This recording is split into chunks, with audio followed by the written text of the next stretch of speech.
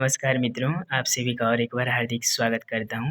अभी हम एनवीएस और केवीएस के लिए पीजीटी हिंदी और टीजीटी हिंदी का सिलेबस देखेंगे।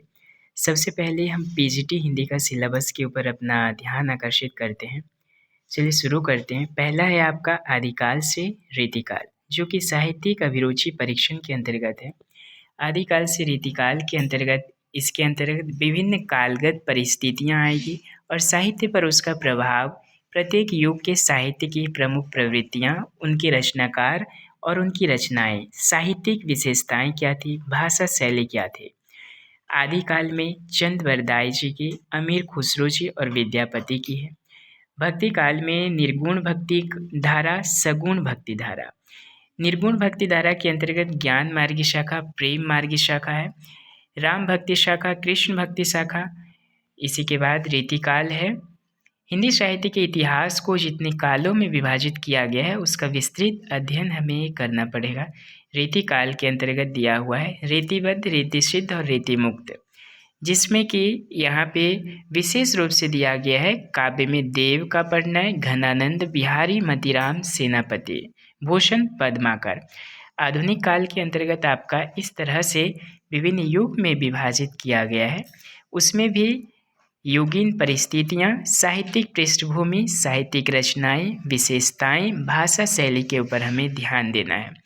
भारतेंदु युग के अंतर्गत भारतेंदु हरिश्चंद्र जी की रचनाएं, बाल मुकुंद गुप्त, बद्री नारायण चौधरी, प्रेमघन, ये सभी। और ये भी कहा जाता है कि निबंध लेखन में काफ़ी सफलता प्राप्त हुई थी भारतेंदु युग के लेखकों को। द्विवेदी युग, छायावाद, छायावादोत्तर युग, इसमें जितने भी लेखक कवि दिए हुए हैं सभी की रचनाओं के ऊपर हमारा ध्यान आकृष्ट करना है और इसी से प्रश्न पूछे जाते हैं। गद्य साहित्य अभी देखते हैं। गद्य साहित्य के अंतर्गत यहाँ पे दिया हुआ है अधोलिखित लेखकों का व्यक्तित्व और कृतित्व करना है। तो उनके व्यक्तित्व और कृतित्व से भी पूछे जाएंगे। कृतित्व के ऊपर हमें विशेष ध्यान देना है क्योंकि रचना देखिए रचनाकार का नाम पूछा जाता है, जैसे कि भारतेंदु हरिश्चंद्र रामचंद्र शुक्ल हैं। इसी तरह से ममता कालिया तक हमें पढ़ना है। गद्य एवं अन्य विधाओं का प्रारंभ, विकास, प्रमुख प्रवृत्तियाँ, प्रमुख साहित्यकार रचनाएं। साहित्य शास्त्र भी दिया हुआ है जिसमें कि काव्य स्वरूप, काव्य आत्मा, काव्य गुण दोष, इसमें भारतीय पाश्चात्य और भारतीय काव्य शास्त्र दोनों पढ़ना है हमें। हिंदी भाषा का क्रमिक विकास है। हिंदी भाषा की बोलियां, उपबोलियां और उसकी विशेषताएं और भाषा परिवार। अपठित बोध, जो कि अपठित गद्यांश और काव्यांश दोनों आएंगे, जिनमें कि शिल्प सौंदर्य और भाव सौंदर्य भी शामिल हैं। व्याकरणिक प्रयोग परीक्षण, जिसमें कि वर्ण विचार, शब्द भंडार, पद विचार, पदबंध, पद परिचय, वाक्य विचार। इस तरह के आपको सिलेबस जो है पीडीएफ में दिया हुआ है, आप डाउनलोड कर सकते हैं लिंक के माध्यम से डिस्क्रिप्शन से। प्रयोजन मूलक हिंदी कौशल परीक्षण, पत्रकारिता, प्रिंट माध्यम, रेडियो, विज्ञापन लेखन, कहानी, कार्यालय हिंदी। व्यवहारिक लेखन, जो कि सरकारी कामकाज में व्यवहारिक रूप से इसे व्यवहार किया जाता है, व्यवहारिक हिंदी जो हम व्यवहार करते हैं। प्रयोजन मूलक हिंदी और उसके विविध आयाम।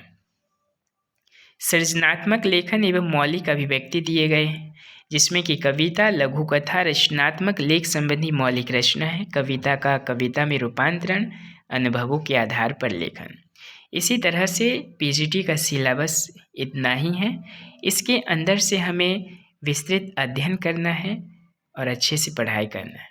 अब हम चाहते हैं टीजीटी की ओर।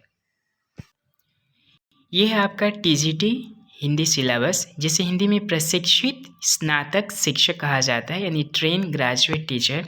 स्नातक स्तर पर पढ़े पाठ्यक्रम के अवधारणाओं, अनुप्रयोगों के गहन समझ का आकलन किया जाएगा कि हम अपने स्नातक स्तर पर जो हिंदी साहित्य का इतिहास पढ़े हैं उसी का आकलन यहाँ पे किया जाएगा।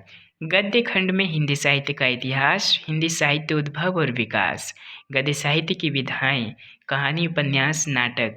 इसी तरह से इसी के प्रश्न पूछे जाएंगे जीवनी, आत्मकथा से, यात्रा वृत्तांत से। लेखकों का परिचय के साथ साथ उनके कृतित्व के ऊपर हमें विशेष ध्यान देना है, उनकी रचनाओं को पढ़ना है, रचनाकारों को जानना है।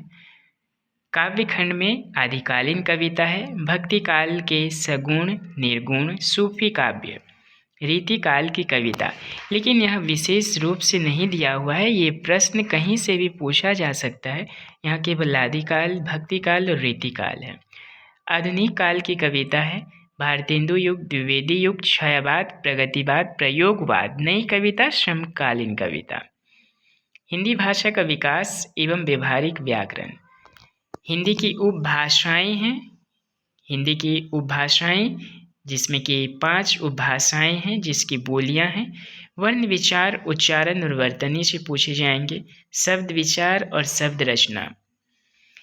ये प्रश्न यहाँ से बहुत आसान बनते हैं। विलोम शब्द, पर्यायवाची शब्द, श्रुति सम भिन्नार्थक शब्द इत्यादि। श्रुति सम यानी सुनने में समान लगते हैं लेकिन अर्थ भिन्न होते हैं।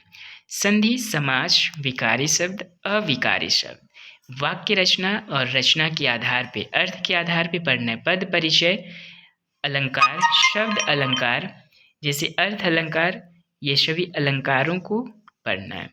शब्द शक्तियाँ, मुहावरे, लोकोक्तियाँ, अपठित गद्यांश, पद्यांश। संविधान में हिंदी की स्थिति, धाराएं और उपधाराएं के बारे में पढ़ना है।